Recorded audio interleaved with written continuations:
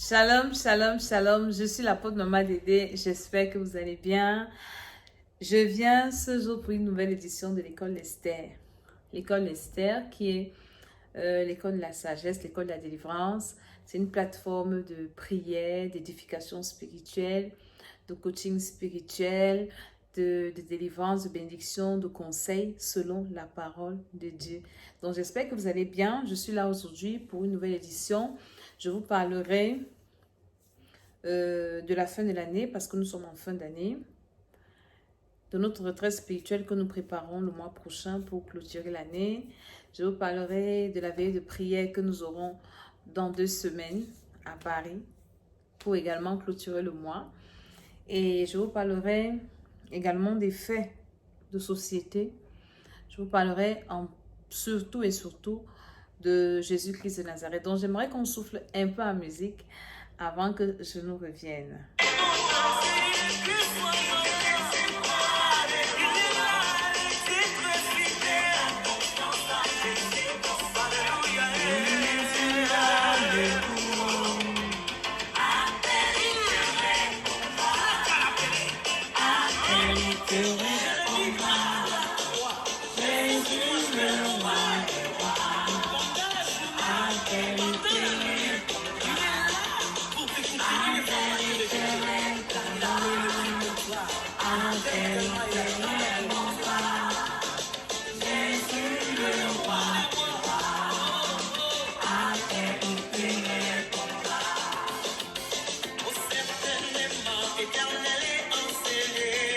Certainement, l'Éternel est enseigné.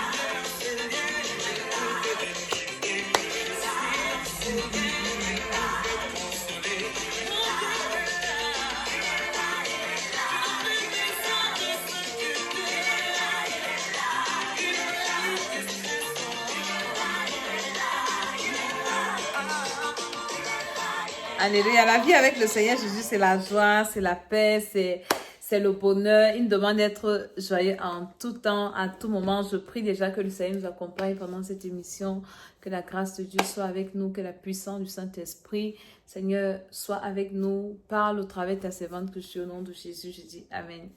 Donc, je suis Maman Dédé et je suis l'apôtre Maman Dédé. J'aime qu'on m'appelle affectueusement Maman Dédé parce que je suis une maman spirituelle. Et j'ai beaucoup d'enfants spirituels dans le monde qui ont reçu le Seigneur par notre évangile. Quand je dis notre, c'est mon défunt époux et moi. Et mon évangile également parce que je continue à servir Dieu. Donc aujourd'hui, je vais vous parler d'une histoire qu'on m'a fait parvenir dans ma messagerie. Et je vous parlerai de l'importance, de l'urgence de recevoir Jésus-Christ de Nazareth comme son Seigneur et Sauveur personnel. Le monde que nous voyons, que vous voyez ici, ça va finir. Il y a beaucoup de gens qui viennent mettre des messages de Mokuri sous mes vidéos quand ça arrive chez eux. J'ai pitié de ce genre de personnes parce qu'un jour, vous serez face à votre sort, face à votre Créateur. Et il vous enverra une de mes vidéos pour dire, je vous avais envoyé la perche. Je vous ai tendu la perche pour être sauvé et vous avez balayé ça du revers de la main. C'est pas parce que vous insultez, vous moquez de Dieu, vous moquez des gens qui parlent de Dieu que Dieu n'existe pas. Que le monde-ci est éternel. Non, le monde a une fin. Et nous sommes déjà vers la fin du temps de la grâce. Le monde ne va pas finir maintenant. Mais le temps de la grâce va bientôt finir parce que l'enlèvement, c'est pour bientôt. J'ai reçu une histoire vraie dans mon groupe de l'église. Ce sont les enfants de l'église qui ont partagé ça. Une fille au Cameroun, 237, à Douala, capitale économique. Elle marche en route. Elle rencontre un monsieur. Il paraît qu'elle était habillée en kaba. Chez nous, les kabas, c'est des gros habits. Vraiment, on ne voit pas la forme de la femme dedans. Et avec son foulard attaché sur la tête. Et alors, un homme, gars, il accoste. Il commence à la draguer et tout. Après, il se peut donc que le monsieur, en fait, n'est pas un homme ordinaire. C'est un homme de secte. Le type est à la Rose-Croix. Il lui fait des propositions. Non, je vais te dire la vérité. Moi, vraiment, j'ai beaucoup d'argent. Et je t'ai vu, tu as une grosse étoile, tu as une grande étoile, une lumière qui brille. Même dans ton habit, là, on ne te voit même pas tes formes. Moi, je t'ai vu comment tu priais. Je te fais cette proposition, tu auras beaucoup d'argent, ainsi de suite, ainsi de ça. Et la fille raconte son histoire. L'histoire là est un peu longue, mais j'aimerais un peu qu'on l'écoute jusqu'à la fin. C'est quand même 14 minutes, c'est beaucoup. Mais écoutons un peu. Il y a quelques années, il y a 2 ans, j'ai fait la rencontre d'un Rose Deux ans. Je ne savais pas qu'il était dans la Rose-Croix. Moi, je faisais mes courses à Bonanou-Sadi. À un moment donné, je suis monté au Carrefour des Immeubles parce qu'à l'époque, il y a 2 ans, je vivais à Koto. Je me suis arrêté au Carrefour des Immeubles parce que moi, j'habitais loin à l'intérieur. Donc, arrivé au Carrefour des Immeubles, je devais prendre la moto pour entrer. Donc, du coup, il me laissait un peu de pleuvoir. J'avais un cabas, j'avais mes lunettes et j'avais mon cache-nez. J'attendais la moto et tout. Je vois une voiture venir garer à côté de moi. Je vois un monsieur, il me dit, mais vous allez où? Il menace de pleuvoir, vous êtes sous la pluie. Je lui dis que je vais juste là devant, monsieur. Il dit, ok, je peux vous aider, je vous dépose. C'est vrai, si je donne certains détails, ça risque bon, je risque de me faire persécuter, mais je préfère donner certains petits détails pour prévenir mes soeurs. Parce que cet homme, il est dehors comme ça, mais il est dangereux. Il est court, noir. Si vous voyez un homme court, noir, il est droit là, faites très attention à lui. Il vend les gens. Cet homme m'a porté. Il m'a déposé chez moi. Avant même qu'il ne me dépose à la maison, lorsqu'il conduisait, il me disait comment belle, je voudrais faire ta connaissance. Moi, je suis marié. J'étais d'abord marié avec ma première femme, elle est décédée. Et ma deuxième femme a le cancer. Ah là, un espace de... Pendant qu'il conduisait, le monsieur, s'il me parle de sa vie, comment? Il me dit que si tu veux, on se revoit, même demain, on discute de vive voix. Je lui ai dit, ok, il n'y a pas de souci. Il m'a donné son numéro, il a pris mon numéro, il est rentré. Il m'a appelé le lendemain, malheureusement, j'étais occupé. Donc, on s'était vu le samedi qui suivait. Il m'a dit, qu'est-ce que tu veux? Et le père, il a alors... Si tu as une âme faible, il va vite te prendre parce qu'il avait les goûts de luxe. Hein. Il me dit ok, on va aller manger au dernier comptoir colonial, la base navale, le bord de l'eau et tout ça, là, on va bien discuter. Je lui dis ok, il n'y a pas de souci. Nous sommes arrivés là-bas. C'est en ce moment-là que je remarque qu'il avait plusieurs chaînes au cou, il avait beaucoup de bijoux, beaucoup de bagues de couleur rouge, verte, noire, un peu partout sur les doigts.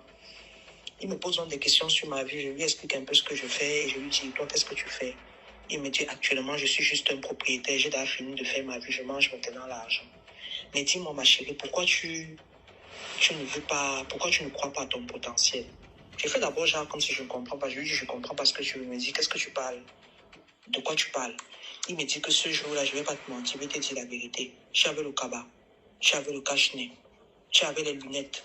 Je ne pouvais pas bien te voir, je ne pouvais pas voir ta forme, ni le visage, ni le corps. Ce qui m'a attiré sur toi, c'est l'étoile qui brille sur ton front.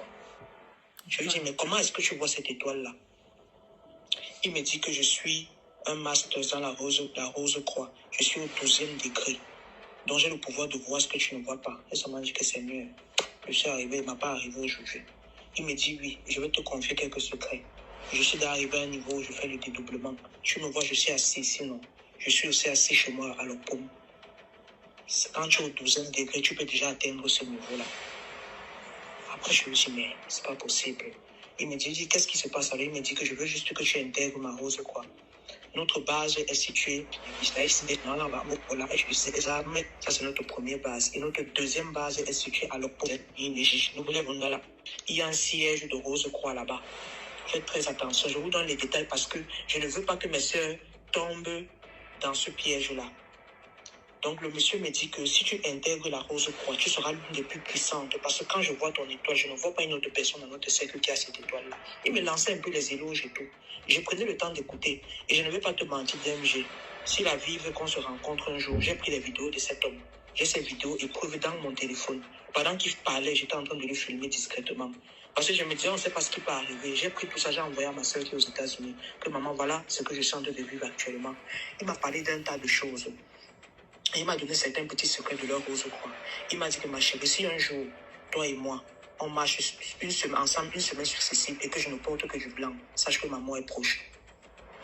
C'est ce qu'il m'a dit. C'est que ma mort est proche. Et j'ai déjà signé mon pacte à la Rose Croix que lorsque je vais mourir, je vais renaître aux États-Unis, je serai un magistrat. Mensonge, C'est ce qu'il me mensonge. dit. Le soir, là, dès qu'on finit de manger, il me dépose chez moi, il prend un livre, il me donne. Il me dit, lis ce livre. Au milieu de ce livre, il y a une page. Et cette page, c'est une fiche d'adhésion. Tu vas remplir toute cette fiche d'adhésion-là. Je vais m'arrêter là. Je vais un peu commenter un peu.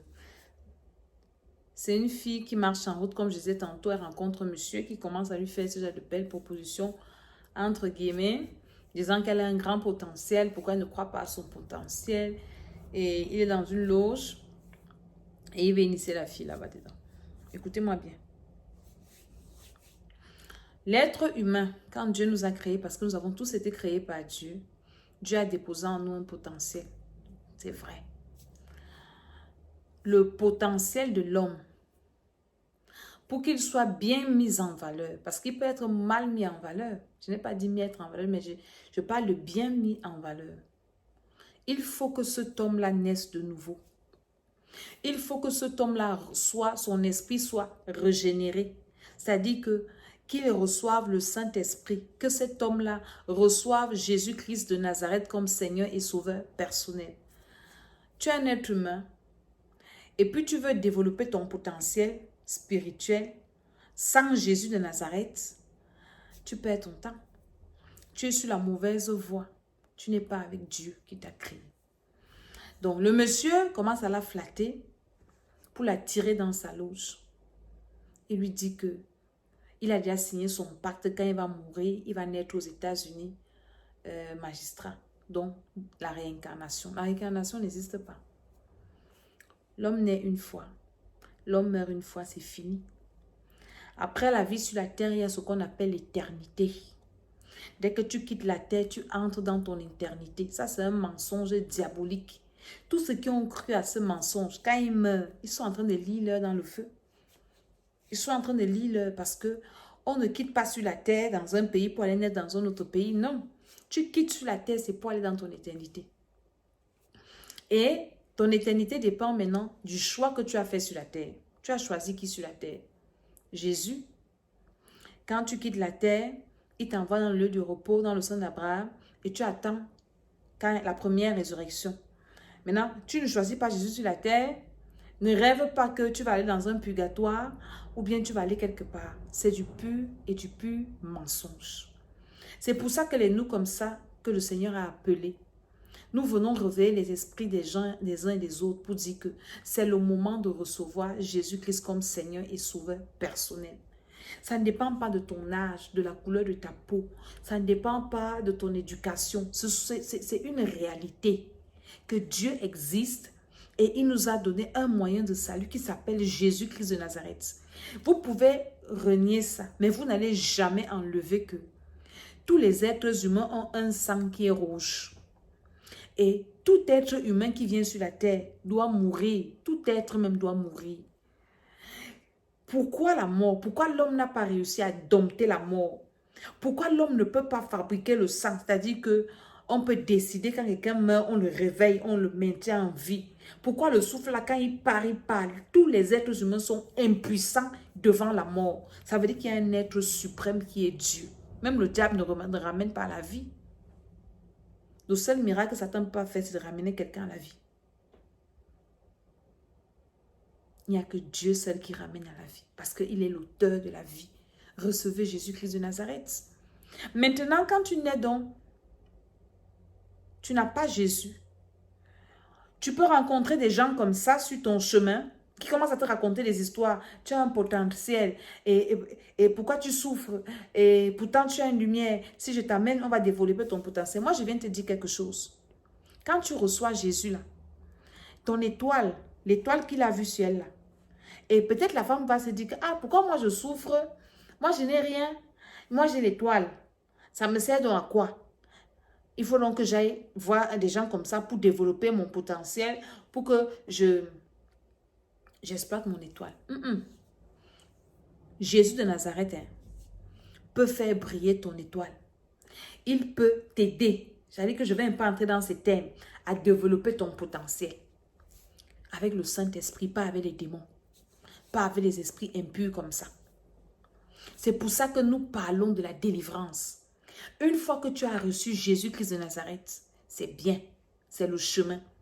Ton esprit est régénéré, mais ton sang qui est rouge là, comme le sang du Chinois, comme le sang des Occidentaux, comme le sang des Américains, comme le sang des Indiens, n'a pas changé parce que dans ton sang, il y a des informations qui peuvent combattre ta vie, qui peuvent t'amener à vivre le supplice, qui peuvent t'amener à vivre dans la souffrance, dans la désolation. C'est pour ça que nous faisons la délivrance de ton âme, de ton esprit, de ton corps, de ta vie, des domaines de ta vie.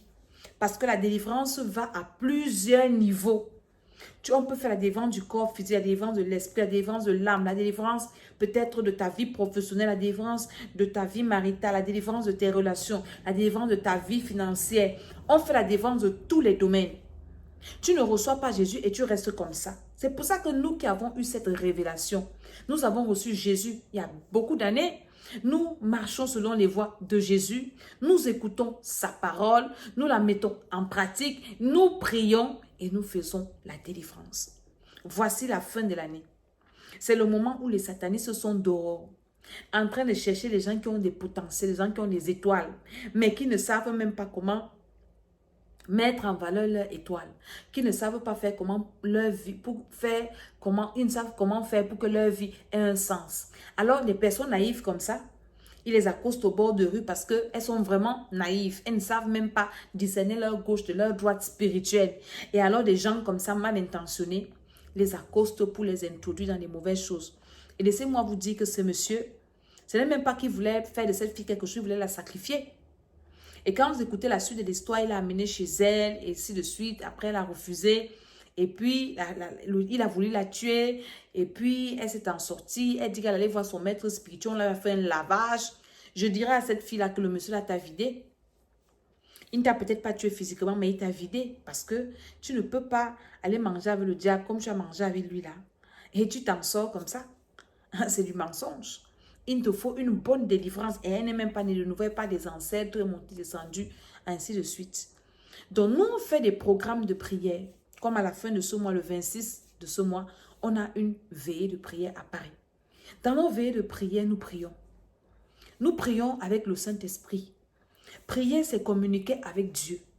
Nous prions et nous parlons à Dieu pour nos vies, pour notre avenir, pour nos familles, pour nos enfants. Nous recommandons nos vies entre les mains de Dieu parce que nous reconnaissons que la vie dépend de Dieu. La vie ne dépend pas de l'être humain. L'être humain a des limites, a des failles. Moi, je vois même sur la météo ici parfois, on nous dit il va pleuvoir. C'est vrai qu'à coup sûr, parfois ça marche, mais après ça ne marche pas. Hein. Depuis hier c'était lundi, on disait qu'il devait pleuvoir, il n'a pas plu. Ce n'est que cette nuit qu'il a plu. Ça veut dire que l'homme même ne maîtrise pas la nature.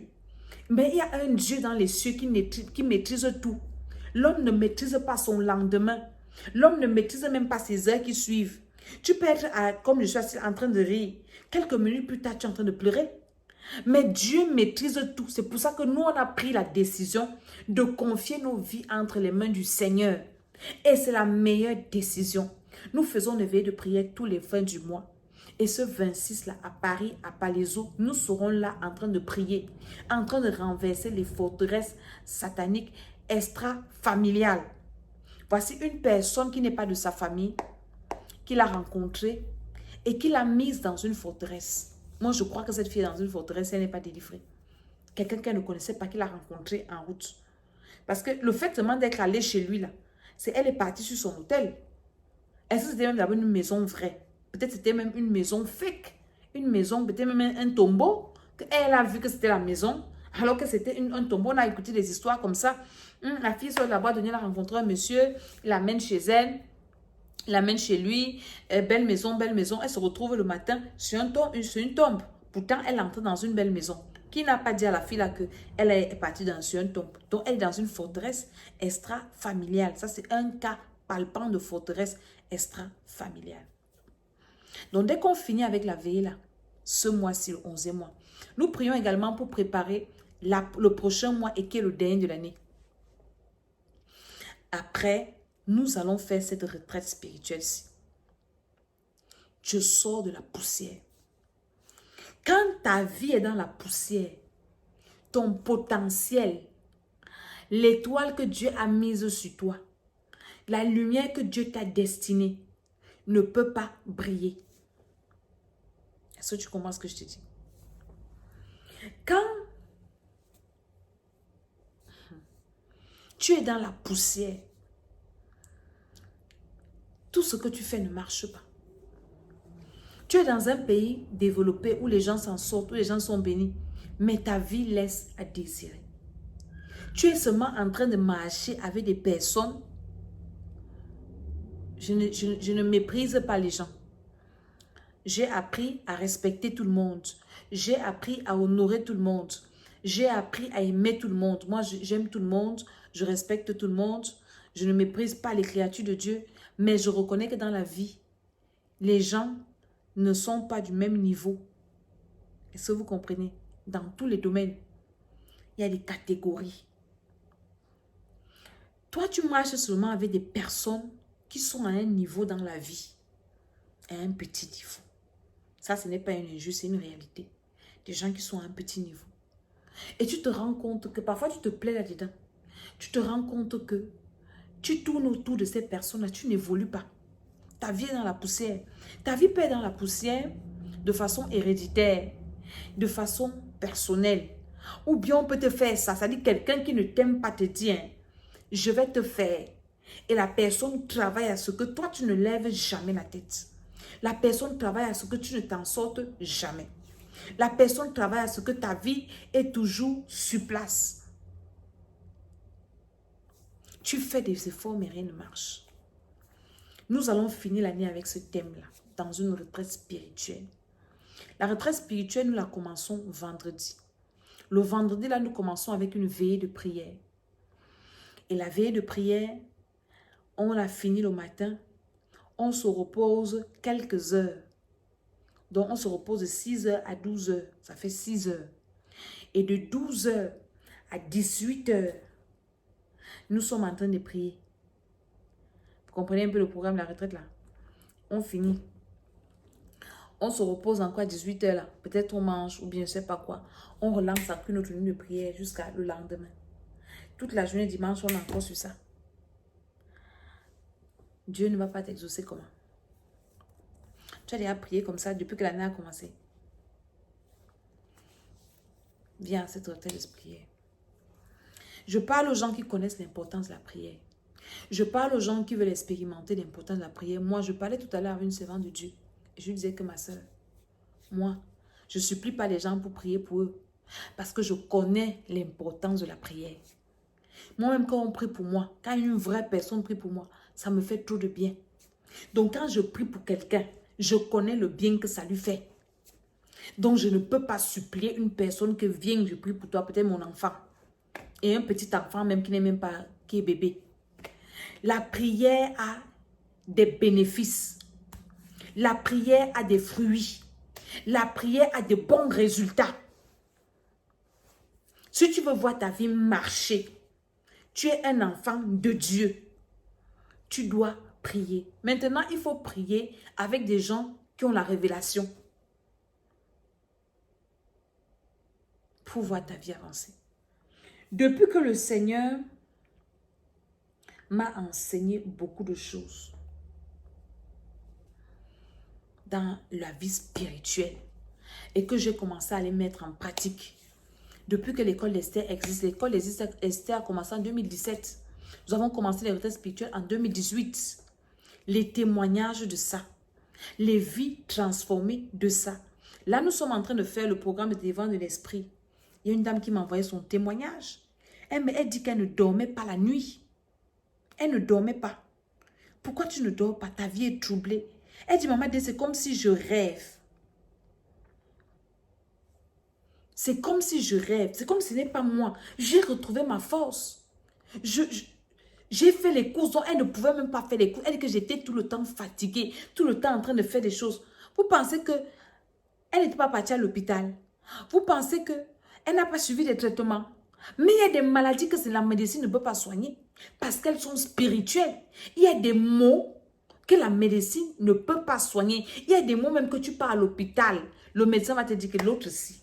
Madame, cherchez ailleurs. Moi, ça me dépasse. Parce que la vie est spirituelle. Nous qui sommes avisés, je parle à ceux que Dieu va réveiller l'esprit. Nous ne commençons plus les années au hasard. Voici une année qui va commencer. 12 mois. Voilà une autre qui va finir. 12 mois. Nous allons nous décharger de tout ce qui est négatif de 2022. Et nous allons préparer 2023. Je me souviens en 2020, pour tous ceux qui ont prié avec moi en 2020, vous pouvez le témoigner. Dieu me disait en 2020, quand je disais, Seigneur, qu'est-ce que je dois prier pour 2021? Dieu me disait, prie beaucoup pour 2021. Je ne comprenais pas pourquoi. J'ai commencé à prier. J'ai prié du 1er mois au 12e mois. Je détruisais les malheurs. Je revenais dans la face de Dieu. Je demandais, Seigneur, je prie encore quoi? Dieu me dit, prie beaucoup pour 2021. Il m'a dit comme ça 3 fois. Et je disais ça aux gens avec qui je priais. Dieu me dit de prier beaucoup pour 2021. Prions beaucoup pour 2021. Je ne savais pas que cette année-là, le diable avait rassemblé tous ces généraux du monde qu'elle ne va pas traverser 2021. Mais Dieu m'avait prévenu à l'avance. Et j'avais obéi au Seigneur sans savoir même pourquoi. C'est en 2021 que j'ai perdu mon époux. En 2021, j'étais très malade, prête à la mort. En 2021, j'ai eu tous les pires malheurs de ma vie. Imaginez-vous que je n'avais pas préparé cette année dans la prière, que je n'avais pas prié. J'allais mourir. Je ne peux même pas vous dire ce que... En fait, la pire des choses, c'est que j'allais mourir. Je vais parler à quelqu'un. Je ne sais pas ce que 2023 te préserve. Ce n'est pas Dieu. Parce que Dieu, lui, a les bons projets. Mais à côté de Dieu, ou bien en face de Dieu, il y a le diable aussi qui a les mauvais projets. Donc maintenant, comme on ne connaît même pas les projets que l'ennemi va faire, nous, on va la retraite là, c'est pour annuler tous les mauvais projets de nos ennemis contre nous en 2023. On va prier. La prière marche. Moi, j'avais prié comme ça. Vous êtes tous témoins de ce qui m'est arrivé en 2021. Regardez mes vidéos de 2021. Déjà que je n'en faisais même pas. J'avais commencé par me refroidir. C'est-à-dire que le diable avait mis tout un mécanisme. Il m'a donné un travail qui m'a séparé de Dieu.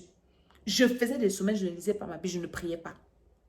Quand je me suis ressaisie que hey, je suis en train de m'enfoncer, bam, le diable m'a frappé. Maladie. Regardez mes vidéos de 2021, comment j'étais. Pour me relever, ça n'a pas été facile. Il a fallu que Dieu m'accorde sa grâce. Le Seigneur m'a seulement fait grâce. Pourquoi? Parce qu'il m'aime et j'avais un monument de souvenir que je rappelais à Dieu. Souviens-toi, Seigneur, pour tout l'amour que j'ai eu pour toi. Regarde, souviens-toi que je t'aime. Seigneur, aie pitié de moi. Seigneur, Seigneur, Seigneur, Seigneur. Vous comprenez? Est-ce que vous comprenez? Donc, je viens parler aux gens sensés, aux gens éveillés. Je ne parle pas aux gens au foolishness, c'est-à-dire les gens qui n'ont rien à foutre de la vie. Ça vous regarde. Vraiment, les gens comme ça, je n'en ai rien à cirer. Je sais qu'au moins, le Seigneur a des personnes qui veulent sauver. Vous êtes à Paris, vous êtes en Europe, vous êtes même aux États-Unis, en Afrique. Vous pouvez venir à cette retraite spirituelle-là. Écrivez-moi sur mon numéro WhatsApp, inscrivez-vous et venez, on va prier. Je ne vous parle par expérience. Si je n'avais pas obéi à Dieu, si je n'avais pas prié, c'est des mois avant l'année 2021, je ne serais plus devant vous en train de parler de Jésus. Jésus est seulement venu me porter là où Satan avait déjà scellé mon sort comme ça. Donc, par expérience, je vous dis, n'entrez pas en 2023 sans préparer votre entrée mûrement. Non. C'est-à-dire que n'attendez pas seulement la traversée pour dire que non, on va partir à la veille de prière, la traversée, et puis c'est là on va prophétiser, tout va se passer. Non! C'est pour ça que les gens avec qui je prie, nous, on a commencé à préparer 2023 au 11e mois-ci. Parce que le 12e mois, ça passe trop vite. Et pour préparer donc notre 2023-ci, il y a d'abord la veille qu'on va faire l'autre là. On prépare, la veille là sera en même temps en prélude à la préparation de 2023. Hein? Et on va donc mettre la cerise sur le gâteau. Pardon. À la retraite spirituelle. Dès que moi je finis avec vous, je descends au Cameroun, préparer aussi l'année pour mes enfants du Cameroun parce que j'ai des enfants spirituels au Cameroun. Là, je parle à ceux qui sont en Occident. Est-ce que vous comprenez? Ne jouez pas avec vos vies. Une prophétie peut changer ta vie. Oui. Mais la préparation est très importante. Très, très importante. Le prophète te dit ce qu'il voit à l'instant. Le prophète ne va jamais entrer en profondeur dans ta vie pour aller poser les bases. Il va déclarer des paroles. La parole qui sort de sa bouche s'accroche sur une préparation que tu as déjà faite. Si en toi, il n'y a pas de préparation, la parole va partir. C'est pour ça qu'il y a beaucoup de gens qui ont reçu des prophéties qui ne se sont jamais accomplies. Qui ne se sont jamais réalisées. Pourquoi? Parce qu'en eux, il n'y a pas de base. J'ai prêché dimanche, je suis passée dans mon église au Cameroun. Parce que nous sommes dans le 11e mois, le mois du témoignage. Et je leur ai dit que le témoignage se prépare. Le témoignage, ce n'est pas la magie. Le témoignage, pour avoir un témoignage solide, il faut une préparation. J'ai pris le cas de Anne, la maman du prophète Samuel. Une femme qui n'avait pas d'enfant, mortifiée par sa coépouse, alors que c'est elle qui était la première femme. Anne va à l'église, c'est Elkana qui l'amène à l'église. Anne a constaté qu'il y avait une défaillance à l'église. Tant qu'Anne priait que je veux un témoignage pour rivaliser ma coépouse, Dieu ne l'exauçait pas. Mais quand Anne a remarqué qu'à l'église, les enfants d'Élie étaient des mauvais serviteurs. Ils ne servaient pas Dieu comme il fallait. Ils n'étaient pas à l'image de Dieu, à l'image de leur papa. Anne a dit à Dieu qu'elle a fait un deal avec Dieu. Si tu me donnes un fils, je vais amener l'enfant ici pour qu'il te serve parce que tu n'as pas de serviteur ici. Anne priait. Anne faisait les sacrifices plus que Pénina et tous ses enfants parce que la Bible dit que Elkana lui donnait le double des sacrifices qu'il donnait à Anne et à ses enfants. Ça, c'était à Pénina et à ses enfants. Anne venait certainement à l'église avant tout le monde et priait. Tout le monde partait, Anne restait prier. Elkana même qui l'a amené. Quand elle lui dit que pardon mon frère, tu as les enfants, moi il prie. Je prépare mon avenir. Élie, le souverain sacrificateur, vient la trouver toute seule à l'église. Mais l'église est encore ouverte, il y a qui ici? Rentre chez toi. Elle dit que non, je n'ai pas fini. Il a fallu que le souverain sacrificateur prononce une bonne parole sur elle. Si Élie prononçait la parole, sans tout ce que Anne avait fait ici, elle n'allait jamais avoir d'enfant. La parole d'Élie est venue trouver la préparation de Anne, sa constance dans la prière. Elle n'avait pas besoin que quelqu'un la motive, quelqu'un l'encourage. Elle, quand même son mari voulait la décourager, oui, je suis plus que pour toi, plus que cette. Elle dit que mon frère rentre, j'arrive. Péline va te donner à manger. Si tu vas chez moi, il y a la nourriture sur la table. Je finis d'abord de prier, j'ai mon problème. Personne n'a découragé Anne. Elle avait son problème à elle. Tout le monde est rentré, il restait à l'église seul. Parler à Dieu. Même Élie, le grand prêtre, n'a pas pu la fatiguer. Elle dit que pardon, je ne suis pas sourd. Ne me prends pas mal. Je suis en train de prier pour ma vie. C'est là où l'homme de Dieu a déclaré une parole. Et la parole est venue s'appuyer sur sa préparation, sur ses sacrifices, sur sa prière. Bam, l'année prochaine, l'année qui a suivi, il a eu son enfant. Je te parle. Toi qui attends seulement qu'on va prophétiser sur toi et quelque chose va se passer. Tu auras les cheveux blancs. Rien ne va se passer. Pendant les programmes, les veillées de prière, les retraites spirituelles, les programmes que nous faisons la préparation. Et nous allons commencer la préparation de la retraite le 1er du 12e mois. Tous ceux qui vont s'inscrire à cette retraite-là, nous commençons la retraite. En fait, nous commençons à prier avant la retraite. Vous comprenez? Maman Dédé fait toujours la préparation de ces retraites spirituelles. Donc, quand on vient à la retraite là, ce n'est pas la retraite là que tout se décide. Nous, on a déjà travaillé avant. À la retraite, on vient seulement pour sceller tout le travail qu'on a déjà fait. Donc, la préparation de la retraite spirituelle commence le 1er du 12e mois.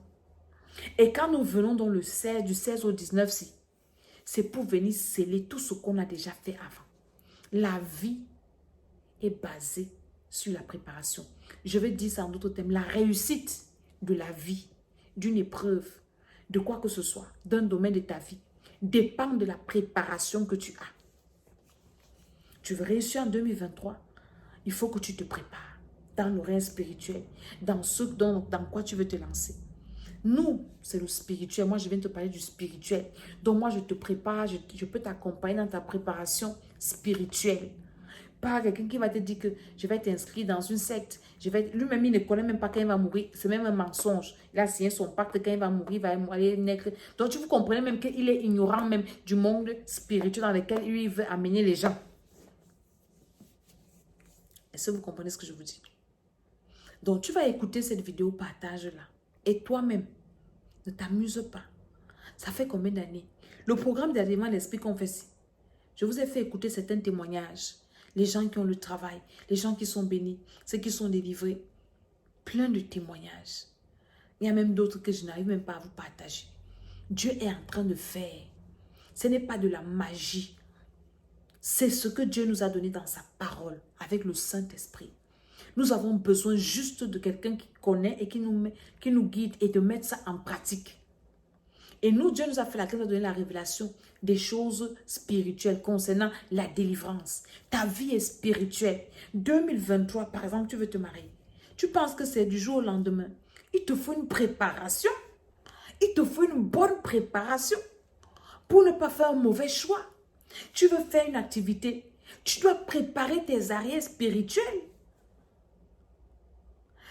Tu veux sortir de la poussière. Tu veux que Dieu t'introduise avec les grands. Qu'est-ce qui soutient ton esprit? C'est de ça qu'il s'agit. Donc, vraiment, c'est un conseil. Le dehors est mauvais. Pendant que toi, tu penses que, moi, je ne fais rien à personne, je m'en fous. Les enfants du diable sont dehors, en train de gâter les vies des gens même qui ne connaissent pas. Les gens qui ne sont pas parentés. Seulement le début du témoignage te fait comprendre que tu peux marcher en route, quelqu'un ne te connaît pas, avec ses yeux sataniques, ses yeux en plus, il voit ton étoile et il te vole ça. Parce que tu es ignorant. Parce qu'on te dit, viens prier, viens te préparer pour que Dieu, au travers de Jésus, par le Saint-Esprit, te protège. Tu dis non, tu n'as pas le temps. Ce sont des escrocs. C'est ceci, c'est là. Mais quand tu vas souffrir, tu seras seul. Tu t'amuses avec ta vie. Il y a des enfants de Dieu qui ont des vies de prière superficielles. Tu ne peux aller nulle part avec une vie de prière superficielle. Je te parle par expérience. Dieu est dans la profondeur. Si tu veux des grandes choses, il te faut une profondeur dans la vie spirituelle. Regardez tous les grands immeubles et les grandes maisons. Vous savez qu'est-ce qui les soutient? C'est leur fondement, leur fondation. C'est ce qu'on ne voit pas à l'œil nu. On voit juste les murs, on voit la toiture, on voit les décorations, on voit l'embellissement.